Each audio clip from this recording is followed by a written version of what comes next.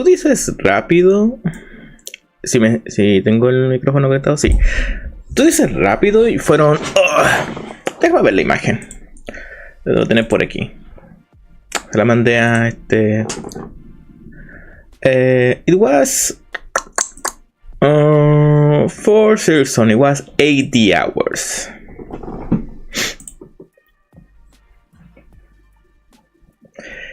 It was 80 hours for Silksong 100%. I am still missing some of the mementos. Yeah, but because you stream the whole thing.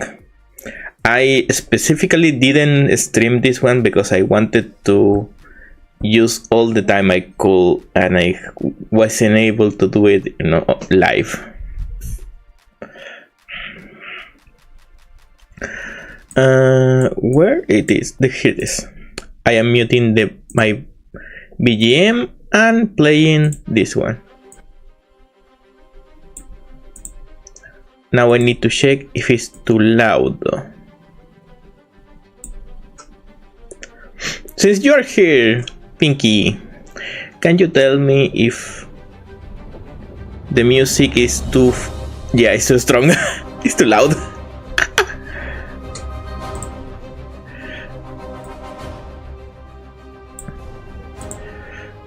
Let's see here. Is it a good volume? No, I mean, yeah, you can hear it well. I mean, can you hear it at a good volume with my...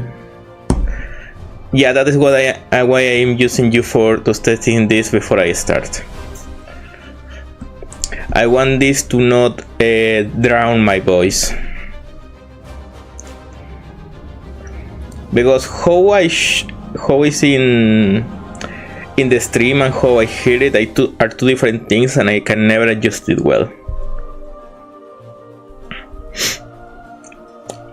Oh nice, I'm gonna trust in you. I trust in my Pinky. Alright, so con. Alright, time to focus.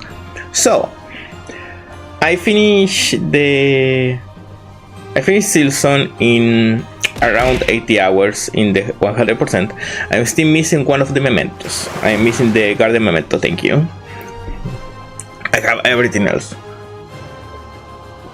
And when grabbing the pictures of the bosses to do this, it was also to check if I was missing any boss. I am missing only one boss that is of the Steel Soul mod, so I will not be adding that one because I don't plan to play that anytime soon. Pinky, the short answer is Steel Soul is the permadeath mode, and I don't plan to play in that for a while. So this is first playthrough opinions on every boss. Categories. Can you see my mouse? I don't think you can. There it is. You can. Steel Soul, yeah, is permadeath. I want you to hear that again. Permadeath. In an 80-hour playthrough. Yeah, I was checking if the mouse was visible. So yeah, I am not doing that. Alright, good luck, Pinky. Gonna keep talking to the void. The void is here below, but I'm gonna keep talking to it. Alright, categories. I'm gonna explain what I will mostly be doing here. But the best of the best bosses will go and pick. No notes if they have any notes to take. I say no notes and then immediately continue with it. Alright, so they are almost perfect, and if they have something that is not perfection, everything else is so above that it still stays so high. Then is the excellent bosses that they're just short of being big. They have a couple flaws that throws them down, but still the most of the best ones. Pretty good is bosses that do their work and go up a step above. They are better than they need to be in whatever place they are. Because, and this is something I will be explaining as I go, each boss has a place where you are supposed to meet them. And they have a role that they're meant to fulfill. Some you need to be at a specific time, some are optional. Also, I will keep this in mind. I will say when I meet some of the optional bosses, because there is a list of bosses that you can meet in either Act 2 or Act 3, and they change drastically how you fight them. I will say in which act I met them. Alright, so pretty good bosses that go one step above what is necessary. Its just work is the average. They are the ones that do their job perfectly. They don't have any major flaws, but they don't have any major weakness. They don't have any major flaws, nor any major strengths. That is what I was meant to say. Alright.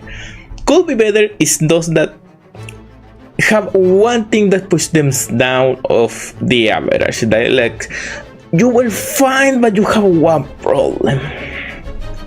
And screw you is we know who will be here.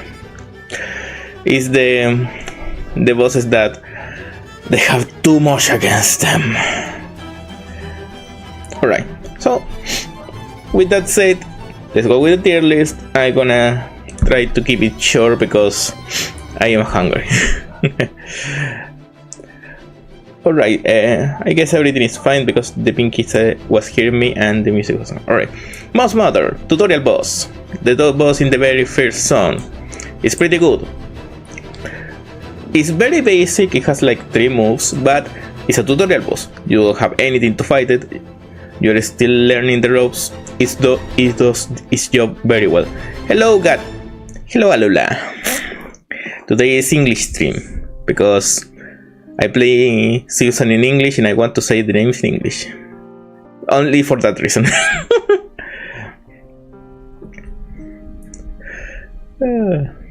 I am tier listing the Silksong bosses. If you haven't beat it or you worry about the spoilers, I thank you the view, but be careful. Because I will speak from here until endgame bosses. Alright, Mouse Mother, very good tutorial boss, does his job, it tells you immediately what you are about to deal with. Bell Beast, I will say it's a pretty good. It's not really hard.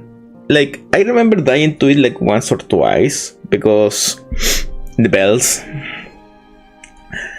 But it was a pretty job, and it's the job to unlock fast travel. So it's the boss to unlock fast travel. So it does his job, and it's not really that complicated. It does it. It's pretty good. Also, I like that technically, since it was confirmed that your weapon is not strong enough to damage it, so hitting it is giving it pats. Basically, the fight is calming a puppy on zoomies. It's so fun to think about. Lace. The first lace is in... Is it Farfields, I think? Yeah, it's in Farfields nearby Deep Dogs. It's in the... I think the lab. One of the lava arenas. So I am conflicted in the first lace because I will say it's pretty good, but also I cannot remember too much about it. It's the first boss that shows you a counter, and the counter basically destroys you. But also is it does its job. It's the first encounter with one of the recurring villains, so it's fine. Craggler. Craggler is if you decide to go to Wormways from Mosgrotto. And I will say this is the first one that goes in just works because it's not a boss per se, it's an optional target. Because different from the rest, you are not locked in the arena. It's one of those bosses that doesn't lock you in the arena, so you can escape. And it has one attack that is basically throwing a acid at you. It's a very high damage in acid, and the guy takes a lot to kill it. It can take a lot of damage. But also is basically go there, hit it, go to cover, wait until the acid passes, go there, hit it, go to cover, and repeat the process for a good couple of minutes. For what it does, it's basically an obstacle more than a boss, so I feel it does its job pretty well. For Chorus, this is the first boss that I will place in excellent because how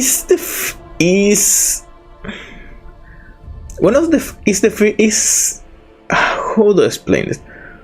It's the first boss you get after getting the floaty ability, the one that allows you to take the wind to go up, and has 2 ways to defeat because of that. You can continue hit it like many people do and damage it like that, or use the wind to drop a rock in his head, which is what I discovered when that things appeared, because if you got wind in an arena, it's meant to be used. Everything in this arena is something planned, so I will say, oh, if this shows up, it's because they want me to use it. I want to see why it's used for, and I found the rock. I like that there is these 2 options, so the people that aren't very aware can brute force it. But also is very good in the sense that it's very telegraphed. I like bosses that hit hard, they have many movements, but they're all very telegraphed, so you are in a constant, alright, you're doing this, I have to do this, you're doing this, I have to do this. And that is my favorite good. Most Mothers. This is what the first is it the first optional? Yeah, it's the first optional boss, because I have said Craggler is an obstacle.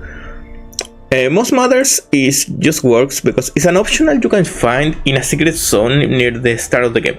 I fought it in Act 2. I was already very graded when I went there, so I killed it very fast.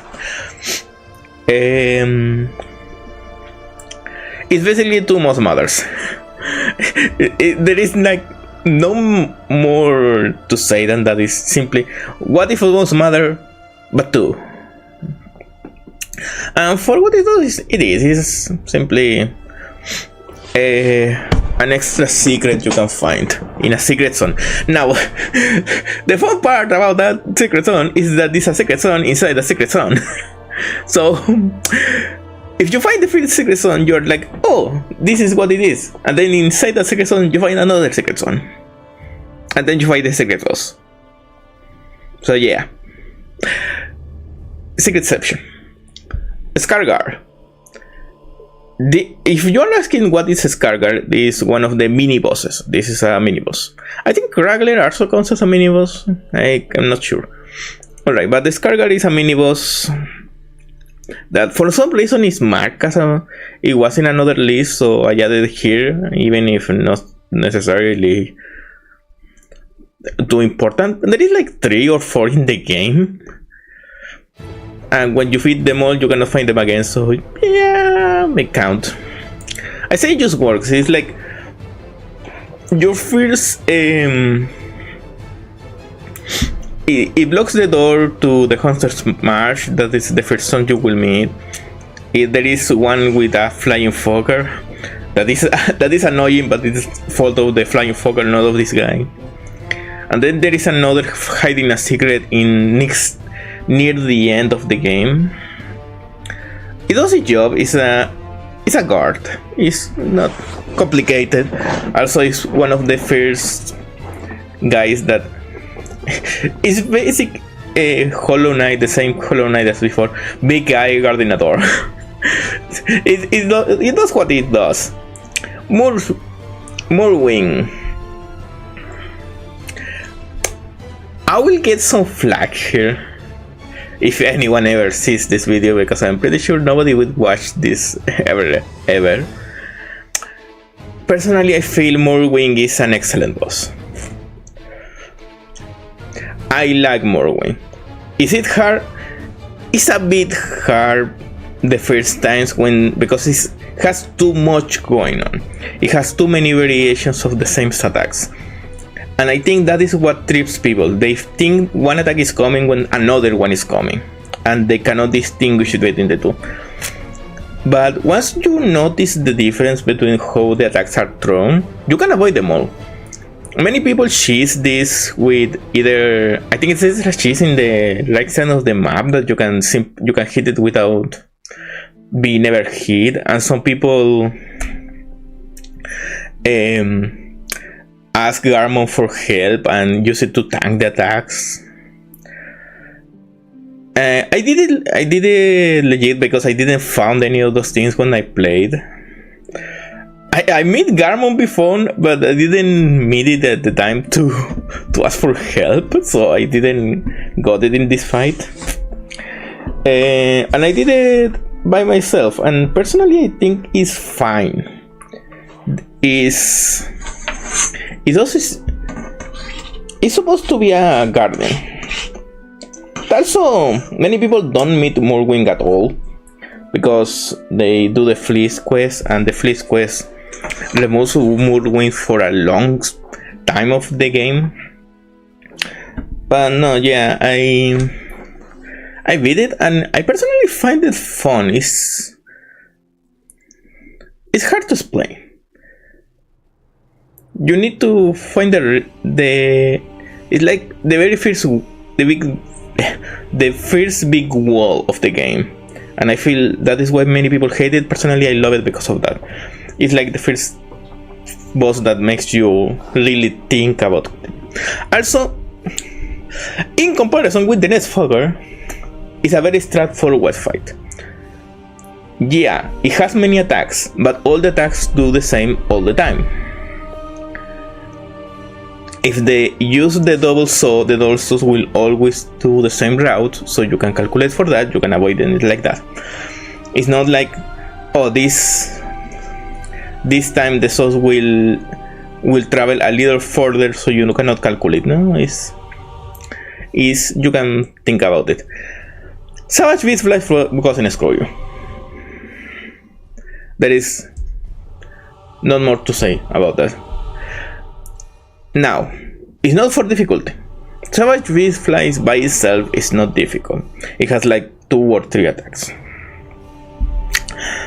And it's not so much of a skill issue. Because I did beat it when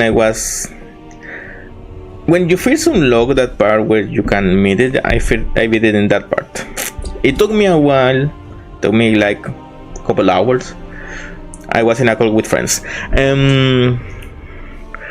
But it's the enjoyment factor. I hated that fight with all my soul. And here is the thing. Of the 3 summons it has the ground bug, the flying bug, and the big bug. The ground bug and the big bug I am fine with, because those are slow, you can position them, you can avoid them, you can do everything you want. The flying bug screws you when you try to avoid the savage. In the end, the way to kill it is basically, if it summons a flying bug, you spear it, you kill it before it can do any problem. But it's still not an enjoyable fight, because you have to keep track of too much bullshit from too many sources. The Skull Tyrant. So there is two Skull Tyrants, one that you beat first and one that happens after you beat the first. So the Skull Tyrant original, I feel it just works. It does its job. It's a area boss. It has like 2 attacks. Doesn't have much to say. You avoid it, you hit it, you avoid it, you hit it, you avoid it, you hit it. Yeah, that's the cycle. It will jump, go below. It will run, go above. It's not like a very complicated fight. It's not meant to be. But here's the thing. When you deliver the reward from that, you get the Skull Tyrant town. That is the Skull Tyrant that invades the town and destroys the bench. That one caught me flying low. Because I was planning to go take a shower, so I simply sat there and say, I'm gonna take a rest. And I was taking off my headphones and I hear the scream and I see Hornet totally eat shit because I was not paying attention. I say this pretty good not only because it's the same fight, exactly the same fight, but because it's in the town, it has more narrative value. There is consequences to what you are doing. There is consequences to this monster having here, and there is consequences that you will later known in the town. It's like your first big show that things will progress because of what you are doing, and I feel that is pretty good. Sister Splinter, different from Morrowind, that also people say is offer. I don't like Sister Splinter that much. I don't find it bad. I don't find it good. Like, until the first few phases, I was fine with Sister Splinter. I like the flow of the battle. I like the telegraphing of the attacks. I like the rhythm of the fight. I like all that, so I would have praised it and pretty good or even excellent. It's the summons. When she starts summons the little fuckers, that also they spin, so it's very hard to hit them. You had to, the way I had to beat it is, you summon them, I have to spear them, kill them before you continue your next cycle.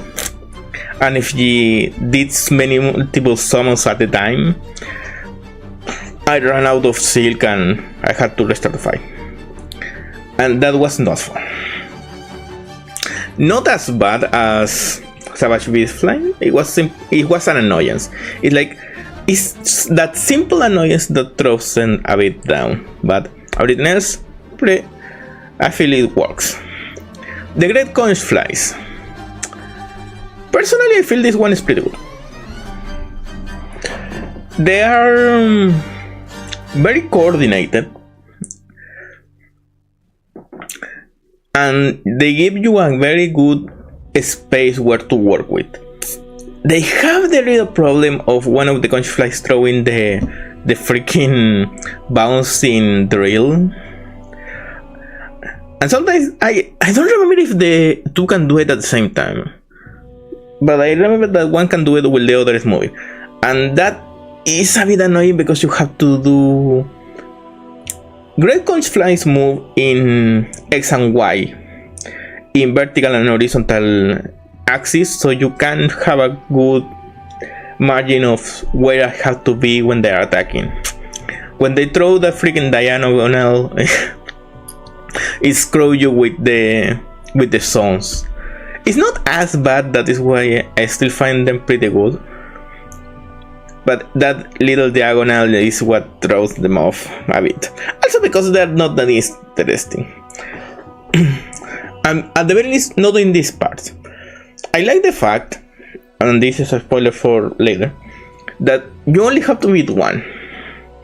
And when you beat one, you think, oh god damn it, the other one will get angry. And it leaves. The other one flees. You meet them again, and that was in the back of my mind every time I was in that zone. So that is also something that puts it a bit above, that you remember them from, because you are always like, where is this one that ran away? Widow, excellent boss. Widow is very fast, very frenetic. Personally, I don't remember how many times I died to this. It was not too many. The fact that you go to Belhar first, you see everyone hanging, and then go meet Widow, that is the one keeping them in place. And that is a good thematic, that why you have to beat it. The fact that it looks like you finish the fight and then comes back and catches you by surprise with a surprise next phase is very good. I would love if more bosses did that. My only problem with Widow, and that is the reason that it's not big. Why is Widow here? Like, I know there is like some lore reasons and some stuff, but alongside another boss that is coming up later, there is 3 Silk Hearts in the game. There are special powers that are like based on the description of the achievements, are your stolen power. Widow is one of those, but after you beat Widow, you forget she even existed. He, I don't know. It's a Widow, so she. And unless you keep reminding yourself, oh yeah, when you pass for Belhar, oh yeah, Widow was here, you don't remember Widow. Like, by the end of the game, and when I was doing this, I saw Widow and I was like, oh yeah, Widow. It was a very cool fight, but I didn't get any more context about that. Maybe I just missed it. It's still excellent fight, but that is what put his share of the peak. Last year's also an excellent fight. Many people hate it, and that is one thing. Many people I heard when I was playing the first act, they were saying, "Oh, wait until you find the last year's run back." It's like 30 seconds, 1 minute if you want to be careful. It never got why people hated the runback. It's like the shortest thing ever. And the fight with Last Josh is... It took me a bit to get the rhythm of the fight. But after I do it, I love it a lot because it's very... It's one the fighters I like that they're very telegraph. Also the fact that it's, like I said, the Last Josh of the first half. After you finish Last Josh, you finish first act. You enter the town and you get the first title, Act 2. So it's like the final gate, obviously. You can avoid it, there is ways to avoid it, of course, but if you follow the pilgrim route, it will be the last thing you see before the citadel. And I will admit, I died to the explosion. The explosion when it goes down and you think, oh, I won, and it immediately gets blasted in the face and die. I was at 1 HP and I stepped there. and I had to do the fight again. At that point I already had the rhythm, so I didn't really mind fighting it again. I fought it, finish it with a lot more help because I already got the rhythm. I already know all the tricks, I already know all the attacks, so I didn't really mind doing it again. But I like that little troll at the end, so yeah. Excellent boss. Cogward Dancers. No surprise here, these are pick. The battle is excellent. It's a 4-base, it's a 4-phase. Slow, fast, off tempo, and then solo. Great thematic, great mechanics, because even if they are telling you where they will go, as this is like a continuation of the Grand Conflicts that they tell you the routes. Cogward Dancers only have more space to do this because they're not limited to X or Y from the start. They can go everywhere they want. And even if you know where they're going, you still have to think in many factors, so that keeps you from simply walking this fight. And when they go off tempo, you need to focus, because basically you have to think, alright, where is this one? Where is the next one going? Where can I get a hit? And you have to keep all that. That followed by the fourth phase, that is the 3 mask of emotional damage phase. It's like, it's not the hardest to fight mechanically. Is you reach that phase and you reach the point of, are we the baddies? And that it makes it big. Also the fact that I continue being reminded of Coward Answers until the end game. Not only because the fact that was so good, also because I had to go to that pass a lot of times. The fact that when you finish Coward Answers, immediately they give you the next quest, and that is what covers most of Act 2.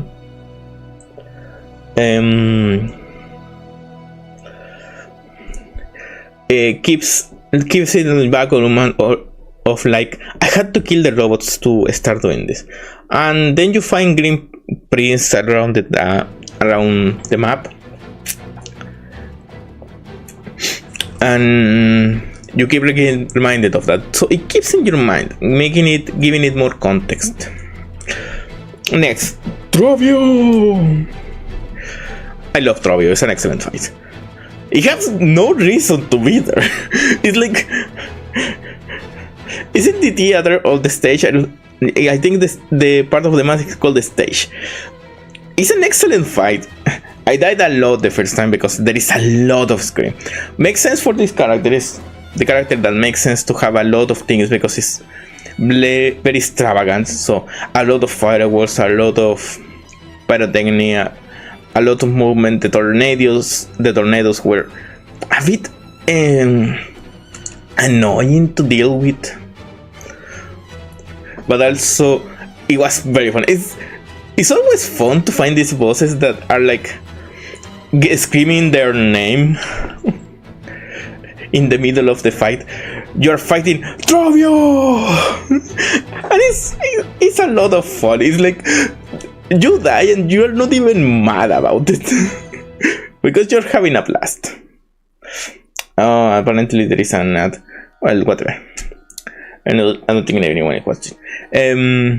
But yeah, it's excellent. The only reason it's not in big is because, why are you here? There is not much lore about this. Or at least I didn't find it. That is the problem. I'm pretty sure I miss a lot of lore for this. Alright. Unraveled. So Unraveled is, I will say, it just works.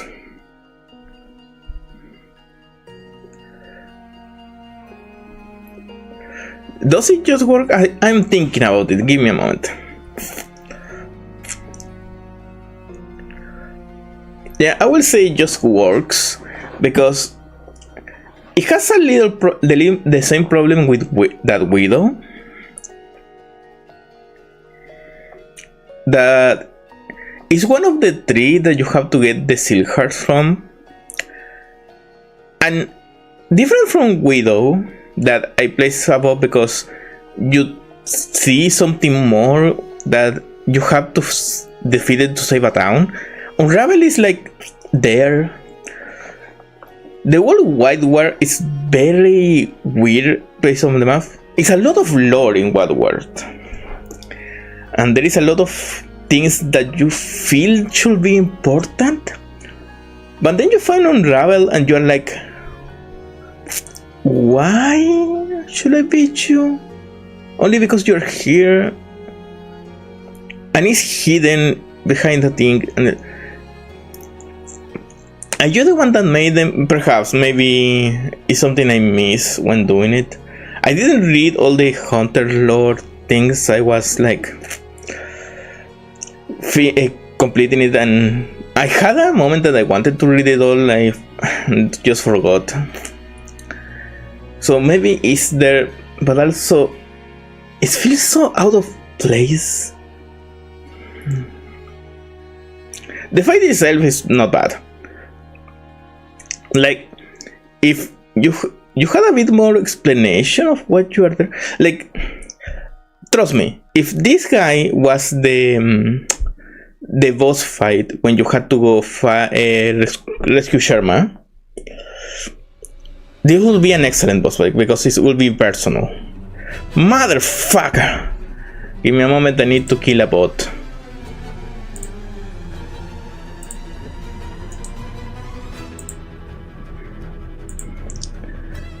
Where is the ban? There it is. There we go.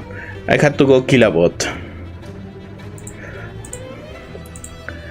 Alright, so we have that.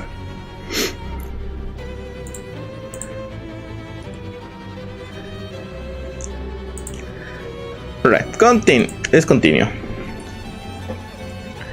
So yeah, I feel like if Unravel was the boss fight in Sherma's quest, like, oh, Sherma went to White War and to unlock the room you had to defeat Unravel, would have been either excellent or big, because it will be like a very emotional fight. But because of the place it is, it's very random. It's like, why? So that is the only thing that pulls it down.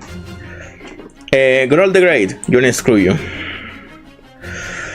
Is anyone surprised?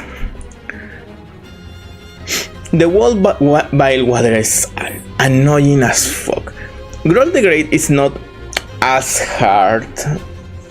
Like, there is many things that you can say about Groll. Hard is not one. It's just annoying because the benches are in the other side of the freaking continent. The route is annoying to deal with. You have to deal with a lot of pogos, a lot of enemies, a lot of things. And when you can skip the enemies, sometimes you have to wait for them to stop attacking so you can avoid the damage. The guys that jump when you are jumping and you crash into them and you take damage in the way. And then when you reach, you have to avoid the water because it will destroy your silk. You have to go to many phases in the start. You have to. His attacks are somewhat annoying. They're not hard, they're simply annoying. So yeah, it's not a fun. It's not a fun boss. Like, look, if the bench was right next to him, he would have been in either Cold Hill better or just works, because it was one of the things. Or if, for example, the bench was far, alright, let's keep the benches where they are. But when you reach, you fight him, only him, will be like, alright, but at the very least I don't have to deal with the freaking dozen of enemies before. Well, because everything is so freaking annoying. Also doesn't help that in the middle of the fight this fucker can summon other things. They don't last, they disappear immediately, but I still can summon them. So yeah, fuck you. First Sinner. I will get flagged for this. I will place it only in excellent. Many people will place it in peak. I had a bit of problem with First Sinner. Because while I did get the enjoyment in the last few tries, the fact that teleports around when you are about to hit her annoys me a lot. I understand why it does it, but I never like those bosses that you go to one side of the arena to try to hit and they go to the other side of the arena. And that is that is my one problem with First Ender. Everything else, all the attacks, all the rhythm, all that, I love it. It's pretty good. I have the single problem that sometimes you go to hit it and it goes so freaking Timbuktu. Savage feels like lava, the one that you get in the quest. I beat it in the second act. Which one is this? Widow? I think it's Widow. Oh no, this is Citrus Splinter, nice. Alright, I was thinking which one is the music, because of the violence I thought it was Widow. No, this is Citrus Splinter, we are way over... way ahead of schedule. Alright, so Savage use flash lava. There's also screw you. Like, my problem with Savage flash lava is like the arena is big, so I was happy in the moment when I fought it because the arena was bigger. Because the arena could be destroyed with attacks, I was like, alright, I can handle this, I don't really mind it, you can more or less calculate, and because the arena disappears, if any enemy, walking enemy shows up, it will fall into the lava, I don't care. Then it freaking summons the freaking shooting skulls, and I was like, why?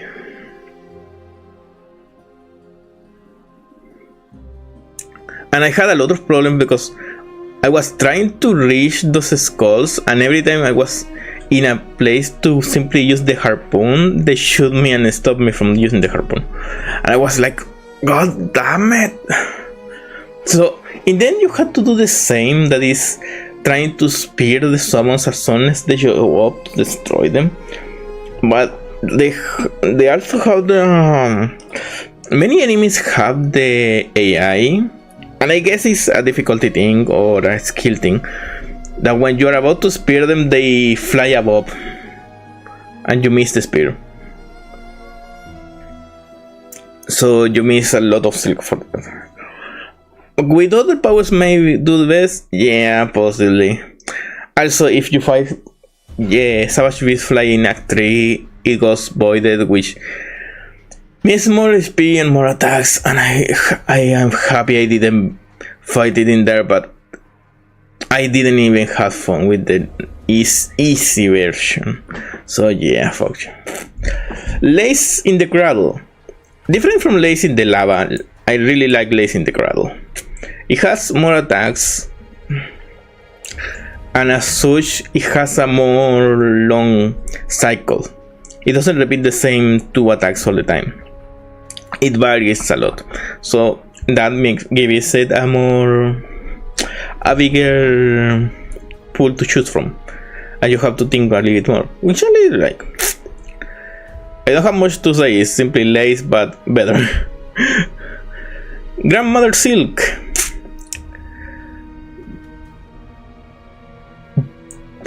I will place it in pretty good, because for a final boss, I was heavily expecting more. Like, when I beat it the first time, I was like, alright, this is there another phase. No, it's the first ending. Alright, maybe this is like a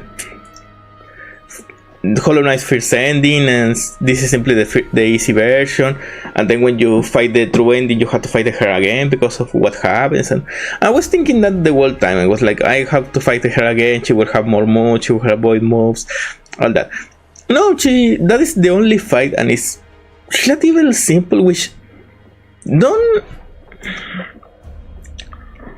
we shall understand because of the corset ending. It needs to be simple in order for the ones that go corset to the fight having a chance. But because of that, she's actually too simple.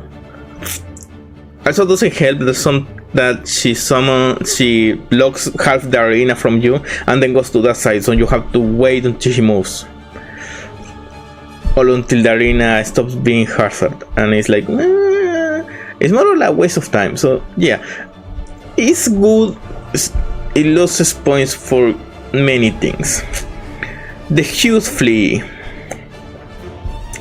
Now, this is a mini boss. Don't ask me why it's in this list, because it wasn't the list I saw of bosses, and I just added it because that is what it shows up. I'll say it just works. Basically, it goes from signs of sight to the arena when you free it. And will many bosses do that? This one has the little problem that you can simply go one step below and it doesn't even try to follow you, so you can simply attack it without caring. And it's not like Moonwing, where you had to go to the other side of the universe to chase it. In the process of avoiding it, you will fall into that hole. So yeah, it's weird. Phantom. Now what? My problem with Widow, because of not knowing why you are here, is mostly because Widow seems like should have relevance to you because of the Seal Heart, but doesn't have it, which is what puts it weird. Phantom doesn't have any reason to show up, and it still does it well. Phantom is a secret in a secret, basically. If you go to the maze, you have no idea what you're dealing with there. You may stumble into the right answer eventually, or you might find the way to follow the routes. There is a way to the madness, and when you find it, you can follow the maze very quickly. And then you find Phantom, that is just there playing the organ. There is no reason to find it. There is no reward. There is like a little bit of lore if you go to another room. The power is a counter. It's very good. If you like counters, I am not very a counters guy, so I didn't use the power. But the fight is very, very good. I keep joking with a friend that this is basically the JoJo boss, because he keeps trying to adjust the mask so it looks like he's doing JoJo poses. But I like the fight. The team is great. The fight is great. The voice acting is very good. It sounds like it's very deranged. And yeah, a big enemy. Doesn't have any relevance to the lore, and it's a phantom. Yeah, it doesn't need to have a relevance, which totally works for it. Difference from others that feel should have more lore, this one doesn't feel like it needs more because of what it is. Father of the Flame. This I will place here, mostly because I have no idea what it is. Like, I am mixed between placing it in just works or could be better. I will in could be better because it's so random. I cannot place it higher. My only problem with Father of the Flame, which is a problem that I had the first few times that I've battled it, is it's not clear you are doing something. So the strategy for Father of the Flame is these little lamps that has in the branches. You have to pogo on them a couple times in order to break the branches. Problem is, doesn't look like you are doing damage.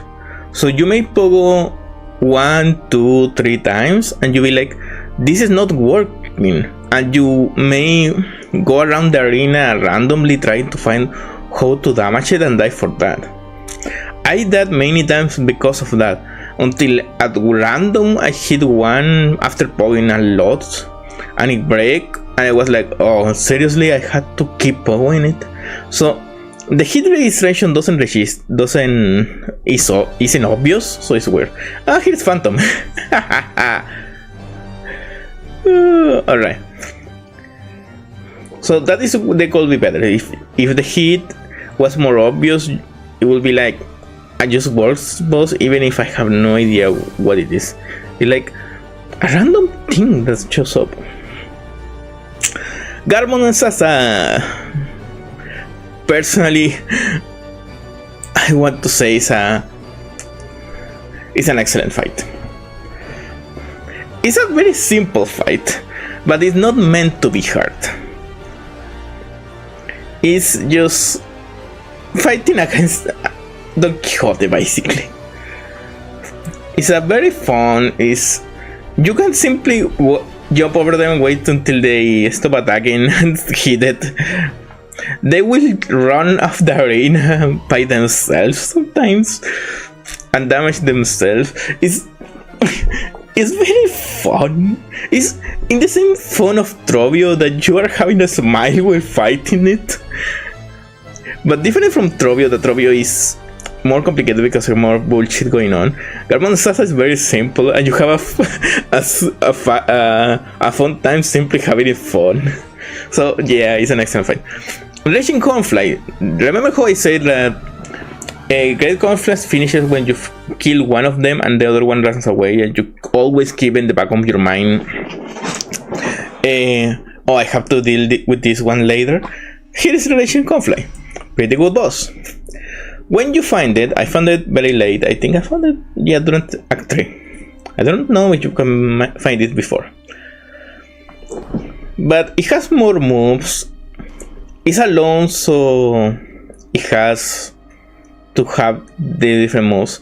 It summons enemies, but it's one of those summons that are pretty fair, in my opinion, because it summons them to attack and then they disappear. So you don't have to deal with their bullshit much time. You simply ignore them, avoid their attacks, and they go. And I feel that it's very good from a summoner. So yeah, it's a pretty good fight. It continues the line of the Great Conflict and finally finishes that thought you keep in the back of your mind during your wild playthrough. The Four Brothers. So these are the enemies that are protecting well, not protecting, they are in the way of getting a bell in Deep Dogs that you need to finish the game. You are told to go to that bell during Act 3. And at that point, I have heard they are voided, so they are harder. But I fought them when I was exploring during Act 2, so they were a lot easier. I feel it just works because, yes, they start the fight with a couple more enemies, but they're very simple and don't really do a lot. I really have problems with that.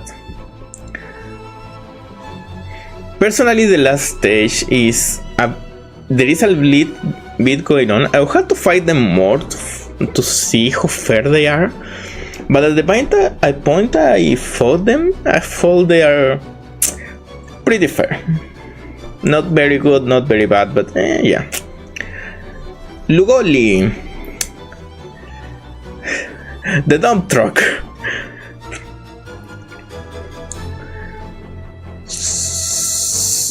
So Lugoli has I will place it in Cold in Just Works because the fight itself I like. I hate the maggots, and that is a problem with the well-built water, that many enemies have maggots attacks that simply drain your your silk. And me as a person that likes to keep the silk working, that is annoying. Like, if we didn't have the magos, if it was just balls of damage, it would be pretty good. But because of that, it goes into just works.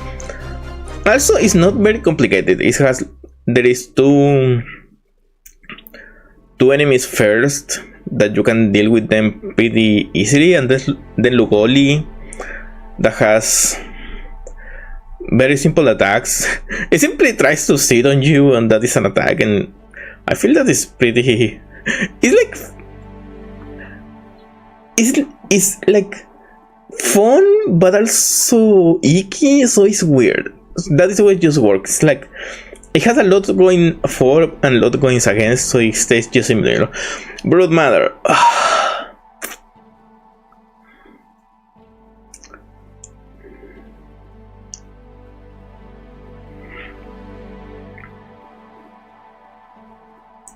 I am trying to remember. I am between this and this. Brood Mother is. It starts with a gauntlet. It starts with a couple of enemies. Then it starts the fight and summons more enemies. Now the summons are not very hard. You can one-shot them at the very least in the parts of the game I was. You can one-shot them. The problem is they explode. So you cannot one-shot them, you cannot hit them and then stay there. And also has the freaking speed attack that locks you in place. It's not a very hard fight, like, it's not as bad as the rest. It has a couple problems. Like, it's very close to go here. But I will place it here because I think my expression that I saw Brood Mother and I was like, says a lot about my memories with it. Second Sentinel, pretty good boss. It's not very complicated, it's not very easy, it's like very good difficulty, very good thematic also. Like, it could be excellent if it was a bit longer, the fight, but with the length it has, it stays as pretty good.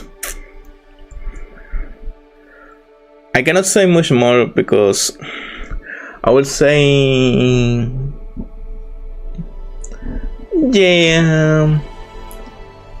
yeah, it's a pretty good. Second Sentinel does his job.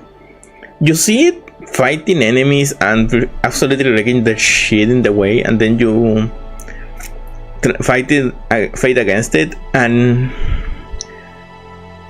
it is as strong as you saw, but it still feels weaker than it should be for all the problems you had to do to wake it.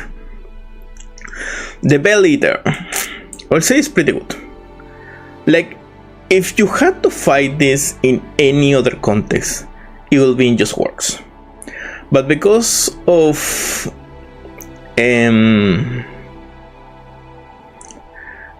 is when you try to call the Bell Beast and doesn't answer and this thing shows up, you are like, what the fuck did you do to my puppy? It feels more personal, and I like when a battle feels personal.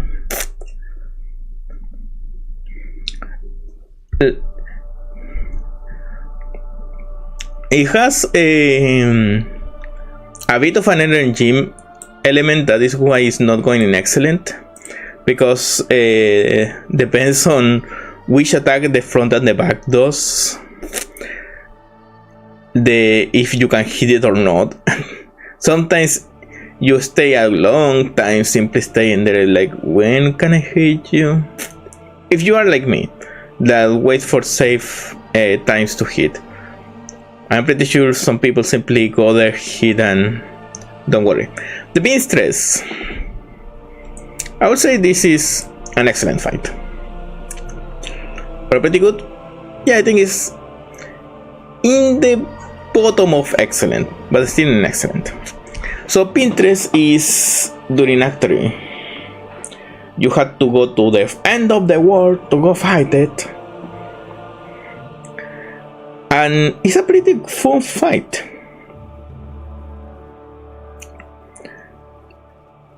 It doesn't have much energy to it. I was thinking how much energy there is to the fight, like if it sometimes does one type of attack, sometimes it does another type. No, it does always the same pattern in the attacks, so you can follow it very simply. So I feel that makes it fair, that makes it good. Tormented Trovio! I feel this is excellent. This alongside Trovio is... both Trovio fights are very fun. Tormented Trovio, I found it easier because you already have the knowledge of Trovio and the attacks are mostly the same. There is like 1 or 2 new attacks, I think, and there is more damage. In the sense that I think Trovio throws like 3 balls and this one throws 4, something like that. I don't remember the exact details because I beat it in a couple of tries. But still, thematically, very fun. Still, who the fuck are you? Like, you don't need to know. But still a fun fight nonetheless. Also, in both fights, the freaking drama queen when you defeat it. In this one, it's like, Trovio. Like, it makes a whole number trying. And this one, when you freaking defeated, it's like, oh, Trovio, and goes slowly descending the stage. It's like such a drama queen. Also, it's freaking strong because you don't defeat it. Basically, you simply either weaken it or finish the scene with him because he doesn't feel like you defeated. Chakra.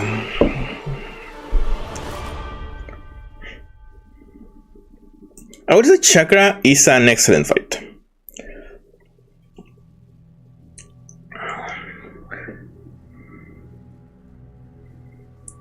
It's very close to peak, in my opinion. But Chakra, I feel is very fun.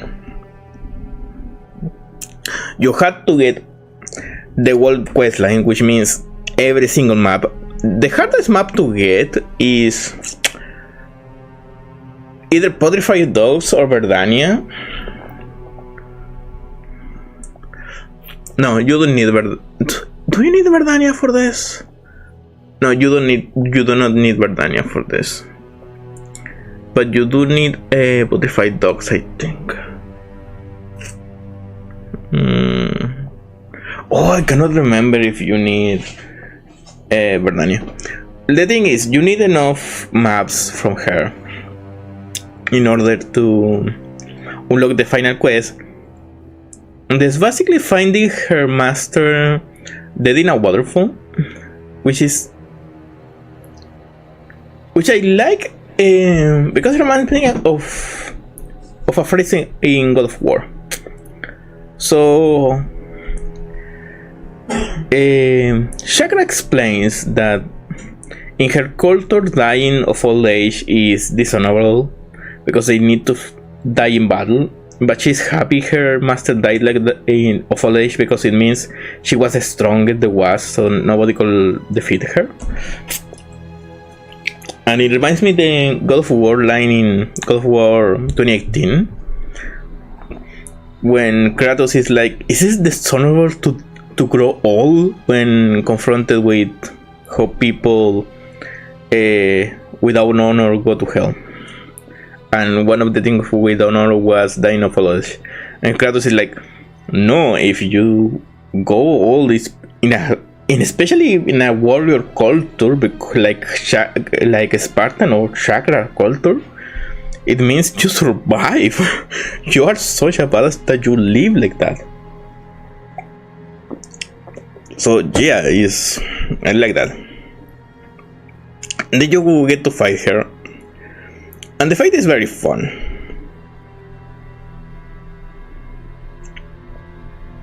I'm still considering if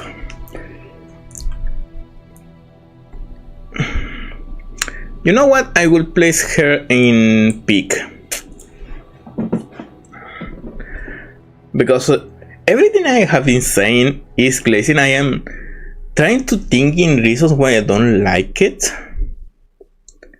and no, everything about both the Chakra storyline, because it's a friend and it's someone you get happy of meeting, you get happy of helping, and then you meet her and they had a respect for each other. It's a big battle, yeah. Court of Crows, the Crow Father. This is a gauntlet fight with a boss at the end that summons. In theory, should go down, but Court of Crows, in my opinion, is an excellent battle for many reasons. And the problems I have with other battles that do the same are fixed with Court of Crows thematically. So, for starters, this is one of the few secret bosses, because it's a secret boss, it's not necessary, that you do not it neither find randomly, neither you accept finding. They find you.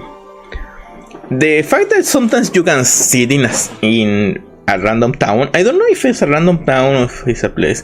There is like many speculation about how it works, but some you sit and then a pin shows up next to you with a invitation. It's like you are here invited. Only like fucking hell, what happened here? It's very great. It's like immediately makes an impression. Then you go to the place, which personally I have been looking at that place since the start of the game. I was like, everyone I went there, every time I completed some major objective, I went there and was like, I am sure behind this door is something. I cannot open it. I don't have any keys. I don't have any keyhole. How do I open this? And then in the end game, when this happens and I finally found that, I was so happy. It was like, finally, because that was in the back of my mind the whole game. I was like, what is behind this door? This doesn't look like it's just background. There is a door here. And then you reach there, and the whole time you are going down that building, you hear the crows screaming, like a bunch of crows. And then you reach the arena, everyone quiet, the crow father in the middle surrounded the crowds, and it's like, order in the corner. It does it with the big, it's like ta ta ta, and the battle starts, and the guys in the background shows up, and yeah, it's a gauntlet. You have to beat some enemies before beating the Crowfather.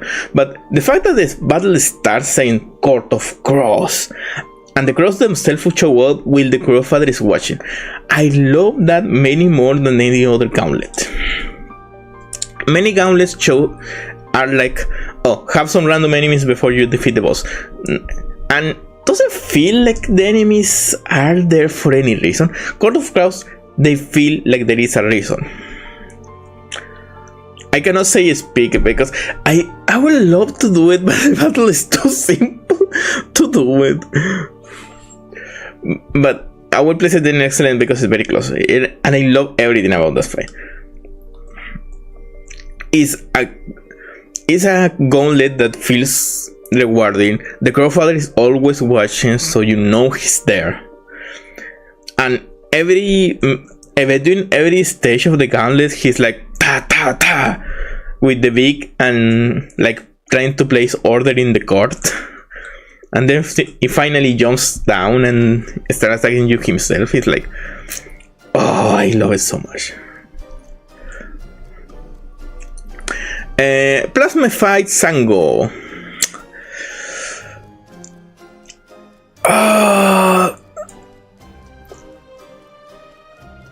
will say it just works. It's like, it's not a fun fight. The guy has like 2 attacks, but it's more a thematic fight. My only problem with that is the fucker is a tank. I had to stay there hitting it for a long while until it goes into the second phase that is a lot harder, and at that point I was so sleepy that I died the first time and I had to do the thing again. So that was annoying. I don't know if the HP saves between tries though, because the second time it went down very quickly. So maybe it had that. Oh, there is Clover Dancers, which makes sense because now we're gonna talk about Clover Dancers. Now, when I heard that there is another version of Clockwork Dancers at the end, Clockwork Dancers is my first pick, and it was in my mind during the whole game. I keep seeing the green prints across the map, and when I saw Clover Dancer at the end, I was like, oh yeah, this will be a fun fight. It will be harder. It will the Sisters of Battle to the Mantis Lords that was Clockwork Dancers. I was thoroughly disappointed. It's not a bad fight by any means, it's a good fight. But in my opinion, it could have been better. It's way too short and doesn't have anything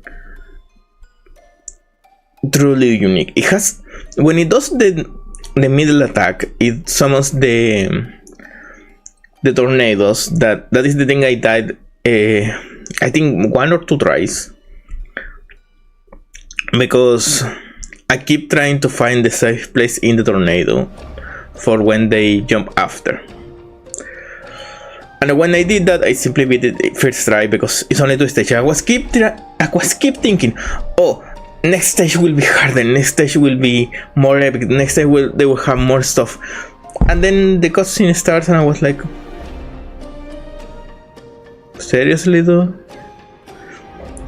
And it's not like I was too OP for this battle. This battle is endgame. You are already meant to have everything. So I was totally disappointed by this. Could be better. It's not bad, but could be better. The Pale Stack. I will say this. It works. Just works. It's a secret boss in a secret area.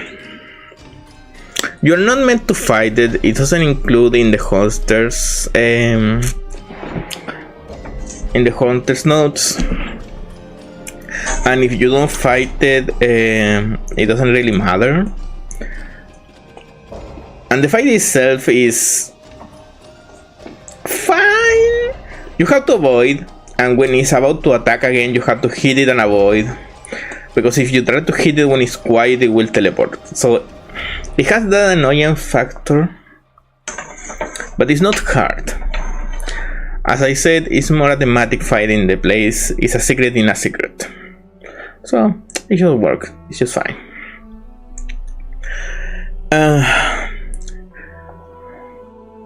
Next, Cross King Khan.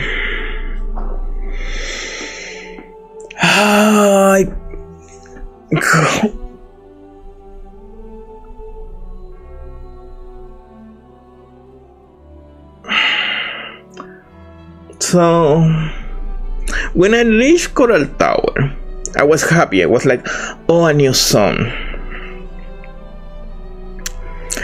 And then a gauntlet starts, and I was like, yeah, no, don't worry, it's a gauntlet. Pass first stage, no problem. Go to second stage. Second floor. Another gauntlet. I think I died in the second floor the first time, because I think the second stage is the one that has the freaking the drill insects, and I died to that.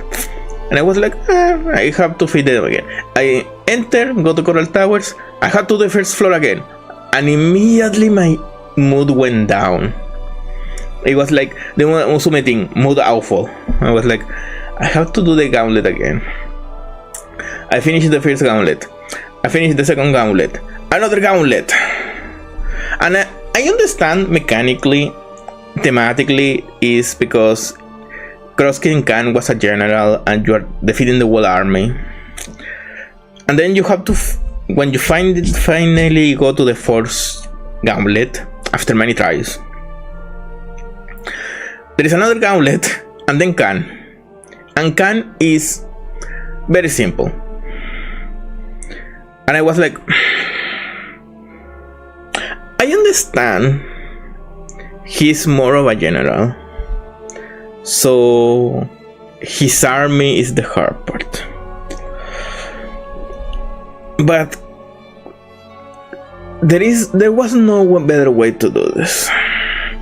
And the fight is so basic, and I was like, after such many times dying to the gauntlet, defeating him first try was like so disappointing. I was like, if you want to do this, why don't make every floor save between each other? Like, alright, you defeated the first gauntlet. From the next time onward, you have to defeat from the second onwards. And with that, when you finally reach Khan, you only have to fight Khan, and he's harder, or very hard at the very least. It'll be like, yeah, makes sense. But because of the way it works, it's like, oh. This is Trovio. Yeah, this is Trovio. So from a disappointing, we move into Carmelita. Carmelita. This is the hardest boss that I had to fight in the whole game. No cap, no contest. Usually I have two moods when I fight a wall. Either hit my head against the wall and defeat it. That is what I did with most of the bosses. Or go do something else because I am like, I'm not supposed to be here yet. And try to improve a bit and then return. With some secrets I had to do that. Not with any boss. All bosses, when I found them, I continue fighting them until I beat them. Carmelita is the only one, alongside Khan in a way, because I keep dying to Carmelita, I keep dying to the gauntlets of Khan, that I had to go around, do everything else to battle. Then I dealt with the other boss, I dealt with Khan, and left Carmelita to the end. Well, technically left Clover Dances for the end, which makes it even more disappointing because I was expecting more. But Carmelita was the last of the three, and it was like 3 days on and off going there, making some tries, and having to leave because I was not doing any progress. I tried to cheat it with Tool, I tried to speed up the fight. I had no reason until I started dancing with her. I had to be very meticulous. I was like, alright, wait, watch her movements. And with everything said, I had to watch her movements. Alright, she's doing that, I have to do this in response. Alright, don't go in the corner, move quickly to the side. Alright, healing in the ceiling. I had to do a well mental plan for that. And what all that says, she's a big fight. She's extremely fun. When the fight is very hard, takes a lot to click. But when it clicks, when you stop trying to chase it, when you stop trying to use tools to speed up the fight, and simply do the dance with her, it's an excellent fight.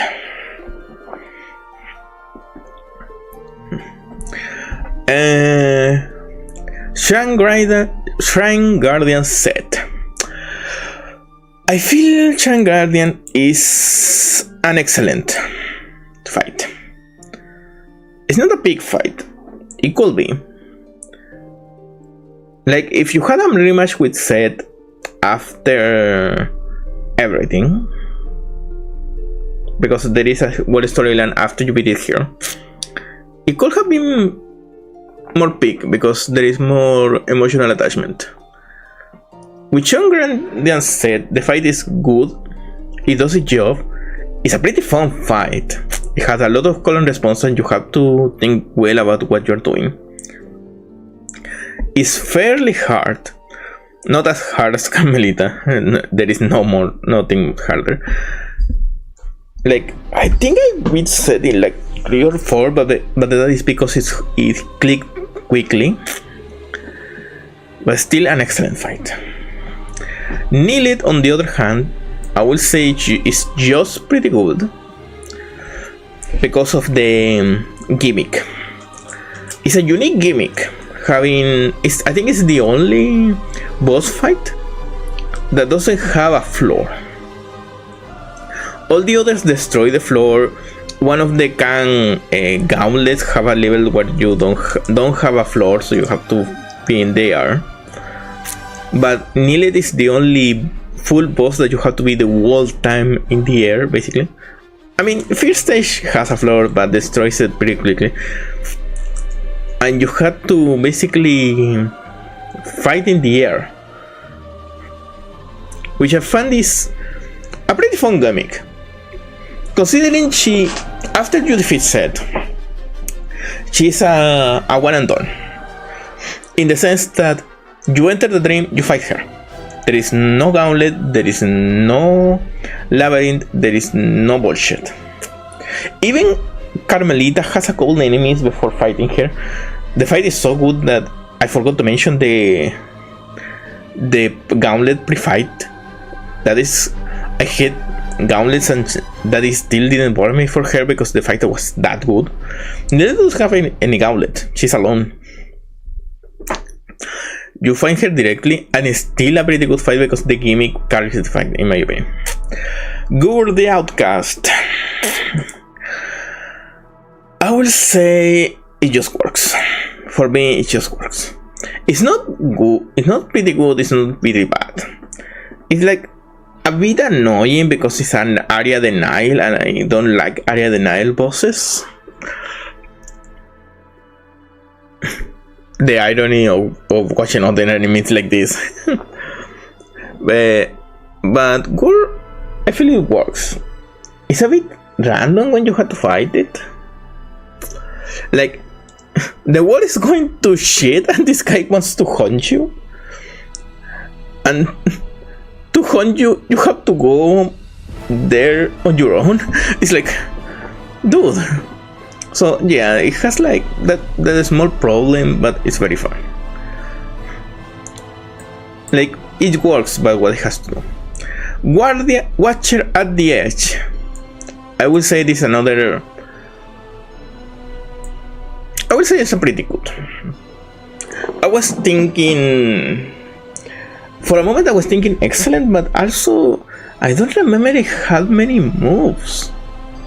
It has like 2 or 3 moves, I think.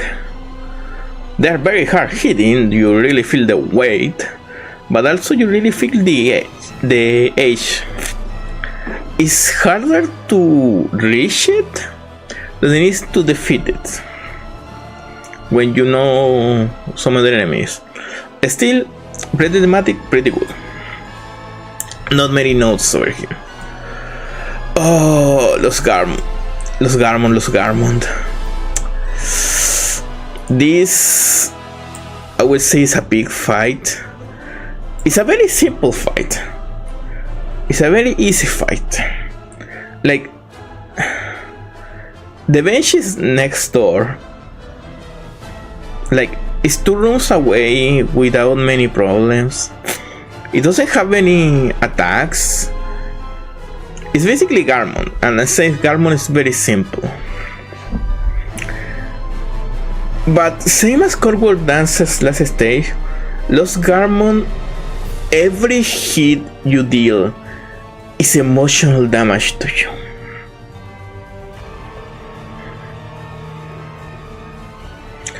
And I feel that thematic, especially me that I love Garmont in the game, because And even if Garmon, I didn't get the help of Garmon to fight Morwen. Sometimes I was exploring the map, and I was hearing the Setsubo, and he randomly killed one of the enemies I was dealing with. And I was like, how the fuck did you reach here? You find him at so many points of the game. He's so chilly. You see him fighting, and then in Act 3 you still find him in random places. During Act 3 he still shows up randomly fighting. You are doing your things, trying to explore the things that you're missing to reach the true end, and he shows up randomly, and you see how he's taking a toll. He's fighting without rest, and this is the result, and it's so gut-wrenching that the battle itself is like, it's thematic, it's emotional, and that emotion is what makes it peak for me. Baldwin, what the fuck are you? I was like, I would place it in Call Me Better because I didn't even know this was a boss until I saw the list. Like, I destroyed this thing because I was exploring the map, and I was like, what the hell was that? It doesn't look like a boss. It feels like more like an environment trying to kill you and you disarming a trap than a boss. It feels so random. Also, doesn't help that song doesn't have anything of value. It has like a couple items, I think, but doesn't have anything. Like, you can not go there and you don't miss anything in terms of history. So that being there feels even more random. Los Leis. I will place Los Leis in excellent. She was, when I was fighting her, she's the final boss. When I was fighting her, I love the first stage. It was basically Lace Cradle with boy things, and I was in the moment like, I like this. This feels weird. This feels cool. This feels cool. This feels thematic. A bit weird that she was the final boss. I was expecting something else after, but the fight until that point was very good. I was like, yeah, I enjoyed this. Then stage 2 hits, and she uses one particular attack. That is the homing missiles. And my mood went down. The homing missiles is the only reason she's not in picked. I hate that attack so much. All the other attacks I feel are fair, but the homing missiles is like, you can avoid it by walking, and that is not a problem. That is fine. But it's so slow to move that you have to work for a wall, and that basically destroys your momentum in keeping the rhythm. Or if you try to avoid it in the air, if you miscalculate, you will be hit for something else, so you have to do it in the ground. So yeah, the homing missiles is the only reason she is not in pick. And that is everything. Yeah, that is all the bosses. I am waiting to see all the reasons why I am wrong.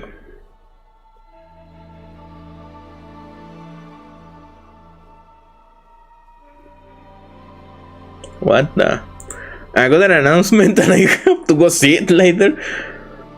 But yeah, this is my ranking. I'm gonna save it and upload it. I don't know if I should upload it to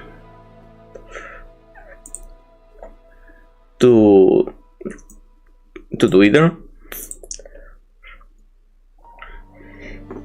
but because it contains heavy spoilers.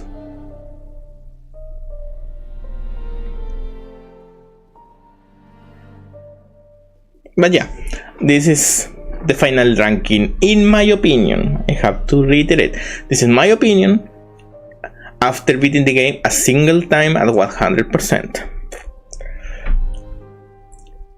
Why the fuck do I have an ad? Where the fuck did you come from? Alright, so that is everything for now. Thank you for coming. I am pretty sure there is absolutely nobody here.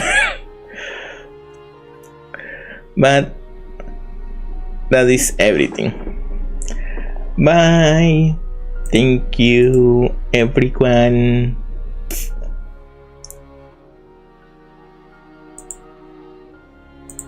Take care.